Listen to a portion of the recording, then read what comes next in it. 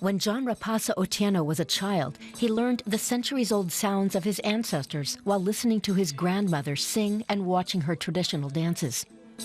He decided to follow in her footsteps. He taught himself how to build and master more than 10 traditional instruments like this nyatiti. There's need for the young ones to get to know the instrument, to get to know of their land, their people, their music, their environment. And that's why we decided to at least share with them the knowledge that we have of the instruments. The word nyatiti means box. The instrument is a sound box that's tapped by the player, who often taps metal rings at the same time. Rapasa holds workshops to inspire more youngsters to play the traditional instrument from the Luo ethnic group in Western Kenya. It's what we need to keep our culture alive. And I think Rapasa is really doing much in promoting our culture. Rapasa didn't have the funds to buy his drums, sound boxes, or harps, so he started building them by collecting used and natural materials like the sisal plant, animal skins, wood, or metal.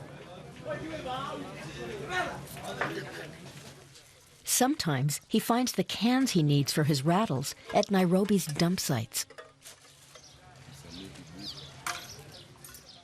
I saw the struggle of people asking, so where do we get that nyatiti? Where do we get that urud? Where do we get that peke? Where do we get that nyangile or sanduku, you know? Yeah, so I decided, no, I will travel to these places. I will learn how to make them. And I will learn these sounds and bring them close to the people. The nyatiti is Rapasa's principal instrument. This 8-string harp originated in Egypt. It was later played by the Luo people of Kenya. The lower 4 strings symbolize the first 4 days after a boy's birth, and the upper 4 strings represent the first 4 days after a man's death. It is traditionally played only by men. I believe that whatever we are doing will change many. For example, you know, the kids will only do whatever they see every day.